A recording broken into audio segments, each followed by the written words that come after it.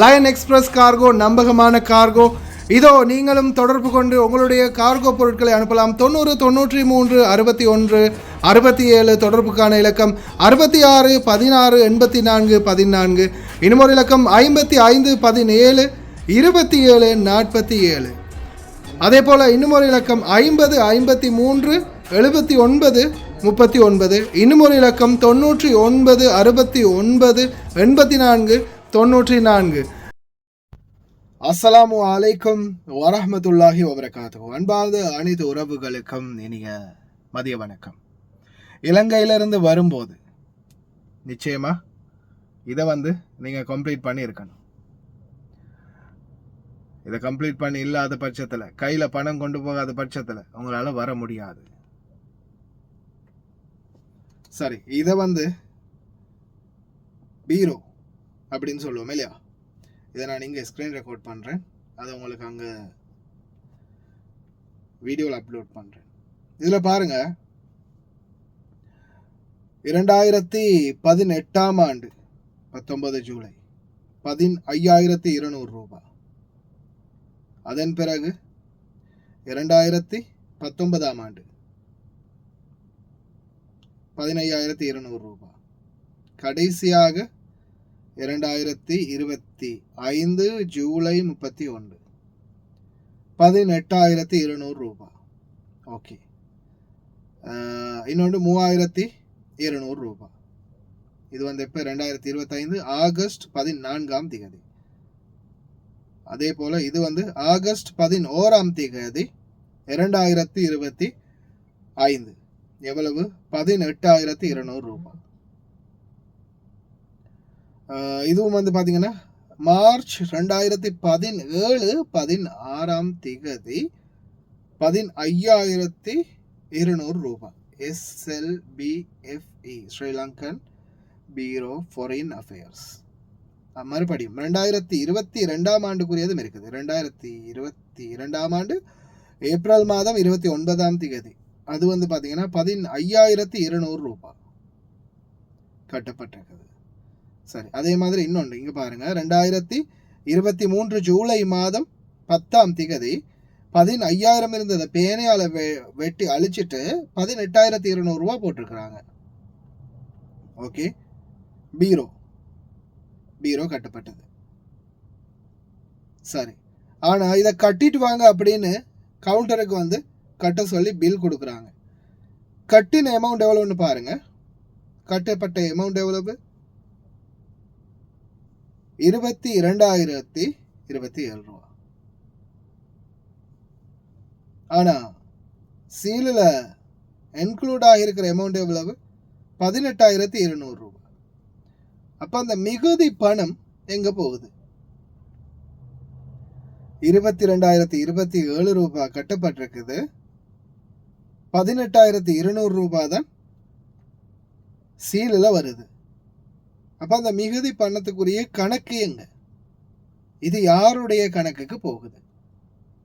கிட்டத்தட்ட 3,900 ரூபாய். அது யாருடைய கணக்கில் போகுது? அதாவது 3,000, சரியா சொல்ல போனா 3,827 ரூபாய். 18,200 ரூபாயில 22,027 ரூபாயில 18,200 ரூபாயை கழிச்சா 3,827 ரூபாய் பணம் ஷார்ட் ஆகுது. யார் இதை எடுக்கிறா? எங்க இருந்து இந்த பணம் யாருடைய கண்ட்ரோல்ல இருக்குது? யாருக்கு போய் சேருது இந்த மிகுதி பணம்? அரசாங்கத்துக்கு போகுதா, இல்லை ஸ்ரீலங்கன் பீரோ ஃபாரின் அஃபேர்ஸுக்கு போகுதா, இல்லை இடையில இருக்கக்கூடிய இந்த தரகர்கள், இல்லை அதிகார மட்டத்தில் இருக்கக்கூடிய ஊழல்வாதிகள் முதலைகளுக்கு போகுதா? கட்டக்கூடிய அமௌண்ட் இது, கடைசியில் வர்ற அமௌண்ட் இது. இதில் இந்த ஒரு விடயத்தை கட்டாயம் அரசாங்கம் அல்லது அரசாங்க அதிகாரிகள் தெளிவுபடுத்தி ஆகணும். இந்த அமௌண்ட் எங்கே போகுது, எப்படி போகுது, எதற்காக இந்த அமௌண்ட் இந்த மாதிரி அறவிடுறாங்க. சீலில் ஒரு அமௌண்ட், கட்டுறது ஒரு அமௌண்ட். இதை நிச்சயமாக தெரியப்படுத்தணும். இப்போ நாட்டிலிருந்து வரும்போது நம்ம எவ்வளவு கையில் பணம் கொண்டு போகணும் ஏர்போர்ட்டுக்கு அப்படின்ற ஒரு குழப்பம் இருக்கும். என்னை பொறுத்தவரையில் நீங்கள் ஏஜென்ட்டில் வந்திருக்கிறீங்க அப்படின்ற பட்சத்தில் ஒருவேளை நீங்கள் இங்கேருந்து நாட்டில் இருந்து குவைத்தில் இருந்தோ வேறு நாட்டில் இருந்தோ பீரோ இந்த நாட்டில் கட்டிட்டு போக முடியும் தூதரகத்துக்கு போய் அப்படின்ற சூழலில் நீங்கள் கட்டிட்டு போகிறீங்களா இருந்தால் இங்கேயே கட்டிட்டு போங்க. பீரோ இங்கேருந்து கட்டிட்டு போகும்போது ஒரு 25 தினார் அல்லது ஒரு 5 தினார் இது ரெண்டில் ஒரு அமௌண்ட்டை நீங்கள் தூதரகத்துக்கு கொண்டு போங்க. பேலன்ஸ் எவ்வளோன்றதை மறக்காமல் நீங்கள் அதை வந்து ஒரு வீடியோவில் சரி மென்ஷன் பண்ணுங்கள், சரியா? ஏன்னா அமௌண்ட் வந்து நம்மளுடைய அரசாங்கத்தை பொறுத்த வரையில் ஃபிக்ஸட் அமௌண்ட் கிடையாது. ஒவ்வொரு நாளும் ஒவ்வொரு மாதிரி அமௌண்ட் மாறிக்கிட்டே இருக்குது. இப்போ பார்த்தீங்கன்னா விமான நிலையத்துக்கு வரும்போது நாட்டில் இருந்து நாங்கள் எவ்வளவு கொண்டு வரது அப்படின்ற ஒரு கன்ஃபியூஷன் பலருக்கிட்டையும் இருக்குது. என்னை பொறுத்த வரையில் நான் என்ன சொல்கிறேன்னா, நீங்கள் விமான நிலையத்துக்கு வரும்போது ஒரு 25,000 ரூபாய் காசு கையில் கொண்டு வாங்க. 25,000 ரூபாய் காசு கையில் எடுத்துகிட்டு வாங்க. ஒருவேளை இதில் பாருங்க எப்படின்னா, ஒருவேளை நீங்கள் ஒரு ஏஜென்ட் மூலமாக வந்து ஒரு வீட்டுக்கு வேலைக்கு போயிருப்பீங்க. அப்போ நீங்கள் வந்தத்தில் இருந்து ஒரே வீட்டிலே தான் வேலை பார்க்குறீங்க. நீங்கள் நினைப்பீங்க நான் ஒரே காஃபீல்கிட்ட ஒரே வீட்டில் தான் வேலையில் இருக்கிறேன் அப்படின்னு. அப்படி ஒரே காஃபீல்கிட்ட தான் இருந்திருந்தீங்கன்னா உங்களுக்கு அந்த 3,200 ரூபாய் நான் வந்து அந்த வீடியோவில் காட்டியிருப்பேன். 3,200 ரூபா மட்டும்தான் உங்களுக்கு சார்ஜஸ் ஆகுது. அதோட சேர்த்து அவங்க பில்லில் எந்த அளவுக்கு அமௌண்ட் அட்டாச் பண்ணுறாங்க அப்படின்றது இறைவனுக்கே வெளிச்சம். 3,200 ரூபா சார்ஜஸ் ஆகியிருந்துச்சு. 3,200 அப்படின்றது இதில் வந்து மென்ஷன் பண்ணப்பட்டு இருந்துச்சு. ஆனால் ஒருவேளை இதில் பாருங்க வெறும் 3,200 தான் அட்டாச் செய்யப்பட்டிருக்குது. வெறும் 3,200 ரூபாய். அப்படி நீங்கள் ஒரே சிங்கிள் கஃபீல்கிட்ட இருந்தால் அந்த வெறும் 3,200 ரூபா தான் கட்டணும். ஆனால் ஒருவேளை உங்களுடைய ஏஜென்ட் இதை மாதிரி நிறைய ஏஜென்ட்டுகள் செய்கிறாங்க. எப்படின்னா இங்கே வந்து அவங்களுக்கு யார் சரி ஒரு கஃபீல் இருப்பாங்க. யார் சரி ஒரு கஃபீலை பிடிச்சி அந்த கஃபீலுக்கிட்ட வந்து அவங்க என்ன செய்வாங்கன்னா அந்த கஃபீலை வச்சு உங்களுக்கு வீசா அடிச்சிருவாங்க. வீசா அடித்து என்ன செய்வாங்க, அந்த வீசாவை வச்சு அந்த வீசாவில் உங்களை முதல்ல இங்கே எடுத்துருவாங்க. எடுத்துட்டு அதுக்கப்புறமா நீங்கள் இங்கே கரண்ட்டில் இங்கே இருக்கிறீங்க, ஏஜென்ட்டுக்கு வந்துருக்கிறீங்க. ஏஜென்ட்டுக்கு வந்த பிறகு உங்களை சேல் பண்ணுவாங்க, விற்பாங்க. வேறு யாராவது ஒரு கஃபீலுக்கு கொண்டு போய் விற்பாங்க. அப்படி விற்கும்போது அப்படி உங்களை அந்த இடத்துக்கு விற்கும்போது அந்த இடத்துல உங்களுடைய கஃபீல் ரெண்டாவதாக நீங்கள் மாறுறீங்க. முதலாவது உங்களுக்கு வீசா தந்தவங்களை எடுத்தது ஒரு கஃபீல், அதுக்கப்புறமா நீங்கள் ரெண்டாவது கஃபீல்கிட்ட ரிலீஸில் மாறுறீங்க. ஆனால் அது உங்களுக்கு தெரியாது. நீங்கள் நினைப்பீங்க ஏஜென்ட்டுக்கு வந்திருக்கிறோம், நம்மளுடைய கஃபீல் வந்து கூட்டிகிட்டு போக போகிறாரு. அப்போ உங்களுடைய டீட்டெயில்ஸ் அனுப்பி உங்களுடைய இதை வந்து அவங்களுடைய சிஸ்டம்லையோ அவங்களுடைய வாட்ஸ்அப் குரூப்லையோ அல்லது உங்களை நேரடியாக வந்து கஃபீல் பார்த்தோ உங்களை கூட்டிகிட்டு போவாங்க. ஆனால் நீங்கள் என்ன நினைப்பீங்க, நம்மளுடைய கஃபீல் தான், இவர் தான் வீசா கொடுத்தவராக இருக்கும், இவர் தான் கூட்டிகிட்டு போகிறார் அப்படின்னு. கடைசியில் அங்கே போய் நீங்கள் 1 வருடம் 2 வருடம் 3 வருடம் 4 வருடம் வருடக்கணக்கில் வேலை செஞ்சுருப்பீங்க. வேலை செஞ்சு முடிச்சுட்டு நாட்டுக்கு நீங்கள் லீவில் போயிட்டு திருப்பி வரும்போது ஏர்போர்ட்டில் ஒருவேளை நீங்கள் சிங்கிள் கஃபீல் தானே அப்படின்னு நினச்சி 5,000 ரூபாயோட வந்தீங்கன்னா அங்கே போய் சிஸ்டமில் அவங்க பார்க்கும்போது இல்லை நீங்கள் ரெண்டாவது கஃபீல் மாறி இருக்கிறீங்க, உங்களுக்கு வந்து 22,000 லட்சம் கட்ட வரும் அப்படின்னு சொல்லும்போது நீங்களும் தடுமாறுவீங்க. என்னடா அது ஒரே கஃபீல்கிட்ட தானே போகணும், நம்மளுக்கு ரிலீஸ் எல்லாம் எடுக்கலையே, நம்ம வேறு எந்த ஒரு கஃபீல்ட்டையும் மாறலையே அப்படின்னு அந்த இடத்துல மிகப்பெரிய ஒரு குழப்பம் வரும். ஆனால் இந்த குழப்பத்துக்கு மெயினான காரணம் சில ஏஜென்ட்டுகள் வந்து உங்களை இந்த நாட்டுக்கு எடுக்கும்போது வேறொருத்தருடைய பேரில் உங்களை எடுப்பிச்சுட்டு அதுக்கப்புறமா இங்கே வச்சு கொஞ்சம் ஆதாயம் அதிகமாக இருக்கும் இல்லையா. நாட்டிலேருந்து வீசா கொடுத்து எடுத்து விற்கிறத விட அது ஜஸ்ட் 750 முடிஞ்சு போகிறது. ஆனால் இங்கே ஒருத்தரை எடுத்து வச்சுட்டு அதுக்கப்புறமா இவங்க விற்கும்போது 1000 தினார் 1,500 தினார்னு ஸ்கோர் பண்ணி விற்பாங்க. அதில் அந்த வீசா கொடுத்தவருக்கு ஒரு அமௌண்ட்டை கொடுப்பாங்க. இந்த மாதிரி ஆக்குறதால, இந்த மாதிரி பிஸ்னஸ் பண்ணுறதால அவங்க என்ன பண்ணுறாங்க, அவங்களுடைய பிஸ்னஸ் சக்ஸஸ்ஃபுல்லாக முடிச்சுட்டு போயிடுறாங்க. கடைசியில் நாம் அந்த பீரோ கட்ட போகும்போது தான் இதில் சிக்கலில் மாட்டிக்கிறோம். அதனால் பீரோ கட்ட போகும்போது விமான நிலையத்துக்கு போகிறீங்களா இருந்தால் முடிந்த வரைக்கும் ஒரு 25,000 கையில் எடுத்துகிட்டு வாங்க. எடுத்துகிட்டு வந்துட்டு ஒரு வேளை 25,000 உங்களுக்கு தேவைப்படலைன்ற பட்சத்தில் மிகுதம் இருந்தால் அதை வீட்டாளுங்கள்ட்ட ஒன்று கொடுக்க முடிஞ்சால் கொடுத்துக்கோங்க, இல்லை அதை கையோடு வைக்க முடிஞ்சால் நீங்கள் வச்சுட்டு வாங்க, அவங்களோடய வச்சுக்கோங்க. ஆனால் எக்காரணத்தை கொண்டும் சில நேரங்களில் நீங்கள் நம்பாதீங்க நம்ம சிங்கிள் கஃபீல்கிட்ட தான் இருக்கோம் அப்படின்றது அந்த ஏஜென்ட்டால் வந்தவங்க. ஏன்னா சில நேரங்களில் அவங்க ஏதாவது அங்கே தெல்லுமுள்ளு பண்ணி இருந்தால் இதில் நீங்களும் சீக்கிரத்துக்கு வாய்ப்பு இருக்குது. அதே மாதிரி 5-6 வருடம் நான் இருந்துட்டேன். கிட்டத்தட்ட ஒரு 10 வருடமாக நான் வந்து நாட்டுக்கே போகலை. நான் ஃபர்ஸ்ட்டு வரும்போது பீரோ கட்டிட்டு வந்தேன். இப்போ நான் திருப்பி நாட்டுக்கு போக போகிறேன். இப்போ தான் போக போகிறேன் 10 வருஷம் கழிச்சு. தூதரகத்துக்கு போய் நான் பீரோ கட்டணும். நான் எவ்வளோ கொண்டு போகணும்? மிகுதி 8 வருஷத்துக்கு நான் கட்டணுமா அப்படின்னு சிலர் கேட்டிருந்தீங்க. இல்லை, நீங்கள் வந்து இவ்வளவு காலம் இருந்தது, அது போச்சு, போச்சு. அதை பற்றி உங்களுக்கு சிந்தனையே இல்லை. இனிமே நீங்கள் மறுபடியும் இந்த நாட்டில் ஒரு 2 வருடத்துக்கு இருக்க போறீங்க அப்படின்னா போய் பீரோவை கட்டுங்க. அதுக்கப்புறமா மறுபடியும் 2 வருடம் முடிஞ்சிட்டு நீங்கள் இருக்கிறீங்கன்னா 2 வருடத்துக்கு ஒருக்கா விருப்பம்னா போய் பீரோவை கட்டுங்க. ஆனால் அந்த காசு ஏதோ பள்ளி உண்டியலையோ கோயில் உண்டியலையோ போடுற மாதிரி தான் போகுதே தவிர அதால் பெரிய அளவு எந்த அளவு ஆதாயமும் சரி, யாருக்காவது கொடுத்த ஆதாரமும் சரி இல்லை. ஏதோ 1-2 எங்கேயோ ஒரு இடத்துல ஒரு வீட்டை கட்டி கொடுத்தாங்க.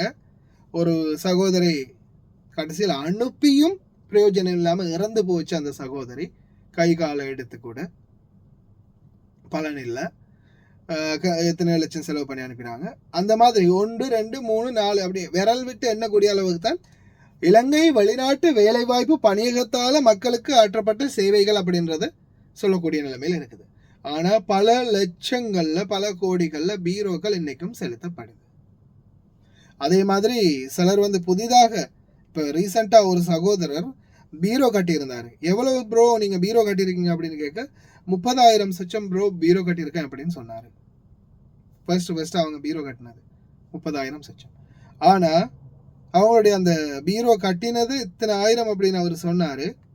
ஆனால் அதில் நான் வந்து பீரோவை செக் பண்ணி பார்க்கும்போது ஜஸ்ட் இந்த ஸ்டாம்புக்குரிய அமௌண்ட் மட்டும்தான் பே பண்ணப்பட்டிருக்குது.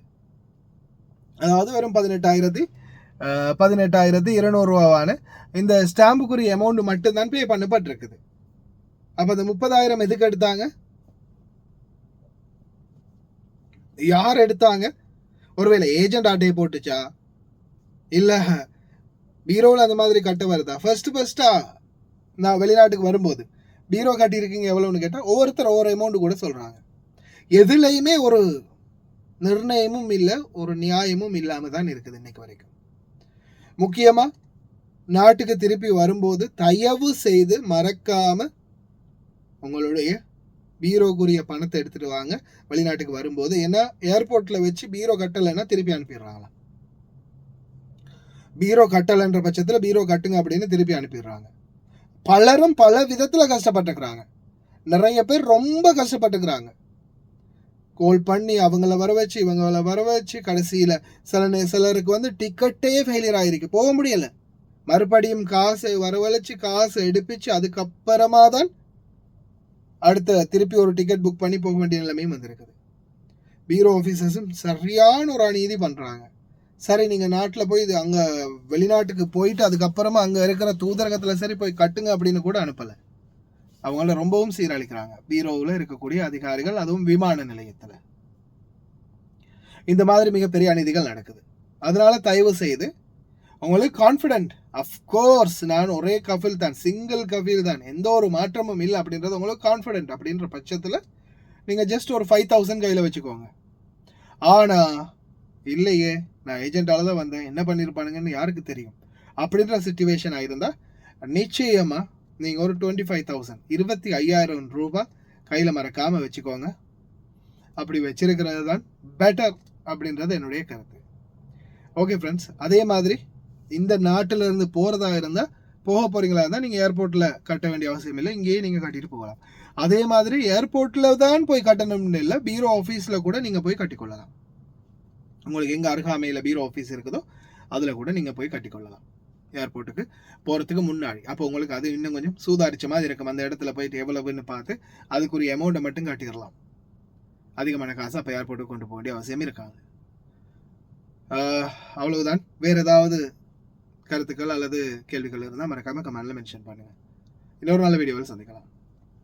முடிந்த வரைக்கும் இந்த வீடியோ ஷேர் பண்ணுங்கள். ஹாய் காய்ஸ், இன்றைக்கி நாங்கள் எங்கே வந்திருக்கிறோம் தாத்தா, எங்கே வந்திருக்கிறோம் நாங்கள் இன்றைக்கி? அல்மிஷாயில். நீங்கள் எப்போ ஆர்டர் பண்ணீங்க தாத்தா? நான் இன்றைக்கி ஈவினிங் தான் ஆர்டர் பண்ணேன். இந்த கூட ஆர்டர் பண்ணீங்க? எனக்கு எமர்ஜென்சியாக இந்த சாமானம் கொஞ்சம் எனக்கு வேணுமென்றதுக்காக வேண்டி இதனால் வந்து எனக்கு அவசரமாக இப்போ நைட்டு 10 மணி 10:15 எங்கேயும் ஆகுது. ஸோ அவர் எனக்கு அவசரம் அப்படின்றதுக்காக வேண்டி அவர் எனக்கு பணம் தந்தார். ஸோ இவங்களோட சேவையை பற்றி நீங்கள் எதுவும் கவலைப்பட வேண்டிய அவசியம் கிடையாது. அவங்க சொன்ன டைமுக்கு எங்களுக்கு எமர்ஜென்சியாக தேவைன்னு சொன்னால் அந்த டைமுக்கு அவங்க எல்லா சாமானத்தையும் கொண்டு வந்து எங்கள்கிட்ட ஒப்படைச்சிடுவாங்க. ஸோ கைஸ், நீங்களாக இருந்தாலும் தாராளமாக எந்த ஒரு பயமும் இல்லாமல் இவங்களோட கார்கோவாக இருக்கட்டும், கார்கோவும் இவங்க செய்கிறாங்க. ஸோ ஜெமியாவும் இவங்கக்கிட்ட இருக்குது, காகில் குக் சிட்டி ஒன்று இருக்குது, சாமானமும் நீங்கள் ஆர்டர் பண்ணலாம் தைரியமாக. எந்த ஒரு இதுவும் எதிர்பார்க்காம அவங்க சமூக சேவையை செஞ்சு முடிப்பாங்க. தேங்க்யூ ஸோ மச் தாத்தா. தேங்க்யூ. இந்த தாத்தாவோட ஆர்டர் வந்து இதுதான். நீங்களும் ஒரு 20 கேடிக்கு மேலே ஆர்டர் பண்ணிங்கன்னா நீங்கள் எங்கே இருந்தாலும் பிரச்சனை இல்லை, உங்களோட வீட்டுக்கே வந்து டெலிவரி பண்ணி தருவோம். இன்ஷா அல்லாஹ் இன்னொரு வீடியோவில் சந்திப்போம். Thank you, bye bye.